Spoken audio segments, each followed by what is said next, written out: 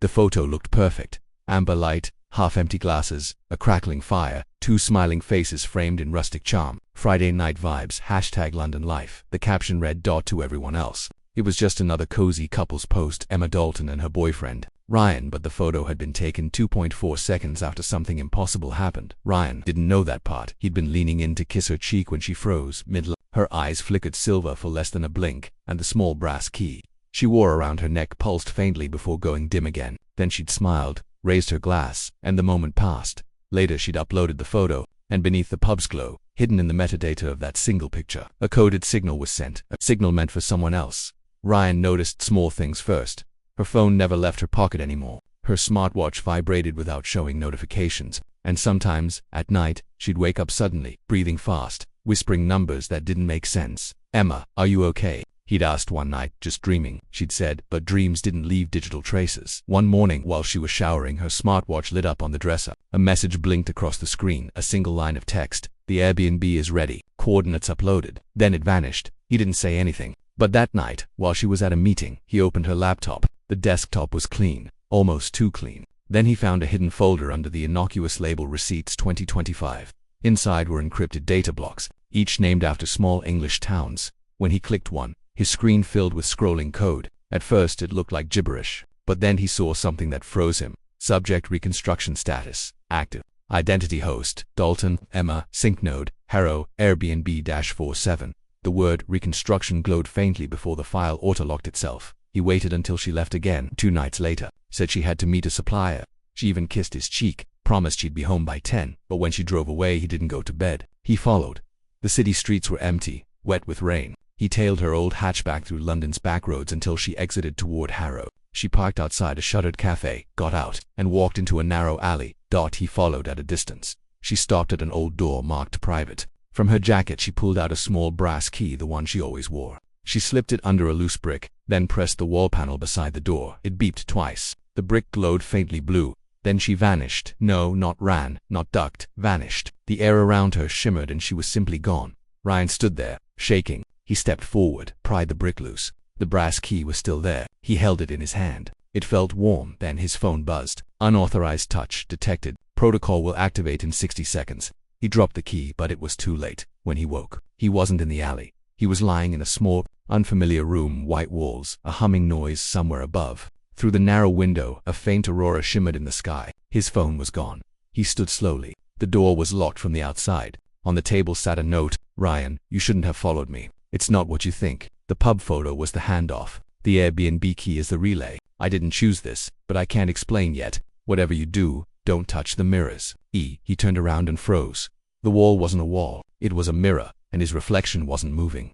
The reflection looked like him, same dark hair, same worried eyes, but it was standing perfectly still, watching him. Then it smiled. "You made it, Ryan. We've been expecting you." His heart hammered. What? Your partner recruited well. You followed every predictive cue. That means your neural signature matches the parameters. You're compatible. Compatible for what?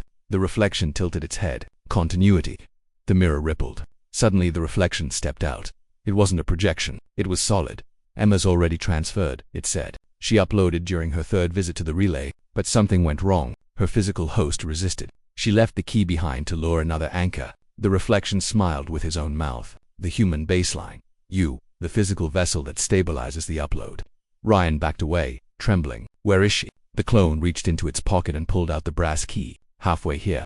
It pressed the key to its chest. The room filled with light. He woke again in darkness. His body hurt, as though dragged through static. His memories came back in flashes. The light, the reflection, the voice. Now he was lying in a different room, larger, colder. Rows of pods lined the walls, each filled with pale blue light. Inside each pod lay a human figure. Some faces he recognized from social media, news articles, even government ads. People who'd disappeared. He stumbled toward a control panel at the far end. The interface blinked alive under his touch. Project Continuum, Airbnb Node 47 status. Active synchronization subject, Dalton. Emma neural transfer, 97% anchor host, Raina. Ryan pending integration. He slammed the emergency halt command. The system denied it. Insufficient clearance. "Damn it," he shouted. "Emma, can you hear me?" The pod nearest to him hissed open. She stepped out barefoot, eyes faintly silver, a calm smile on her face. "Ryan," she said softly, "you shouldn't have come. What is this place?" She looked around, almost lovingly. A refuge, a backup. The world's falling apart. You just don't see it yet. Climate collapse, data wars, biological limits, continuum is salvation. We upload, replicate, preserve ourselves, but the system needs anchors, real bodies, to stabilize the neural lattice. He stared at her, horror dawning. You used me.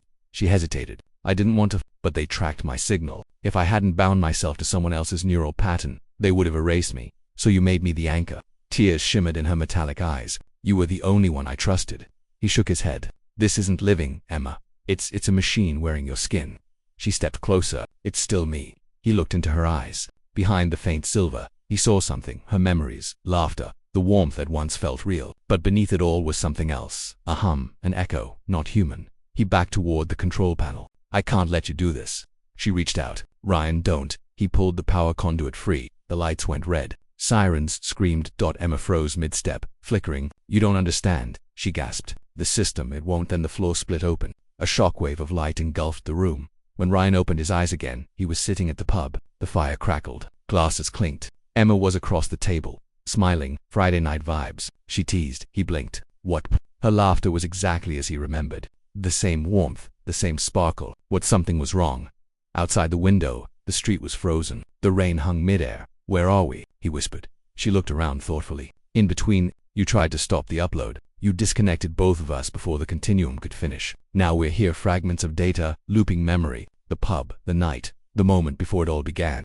He stared at his hands. They shimmered faintly. Can we get out? She smiled sadly. There is no out. There's just this, the cozy memory, the illusion of warmth. Forever. The fire cracked again. She reached across the table, touching his hand. For what it's worth, she whispered, this version of us made it. He looked at her, then the brass key hanging from her neck. It glowed faintly, the only real thing left. What happens if I take it? He asked. She didn't answer. He reached forward, grasping the key. The world fractured like glass. The pub vanished, and then there was only silence. Hours later, in an empty Airbnb room north of London, a cleaning drone whirred to life. It paused at the small table near the bed. Lying there was a brass key, faintly warm, humming with residual energy. The drone scanned it. File detected, memory loop, node 47.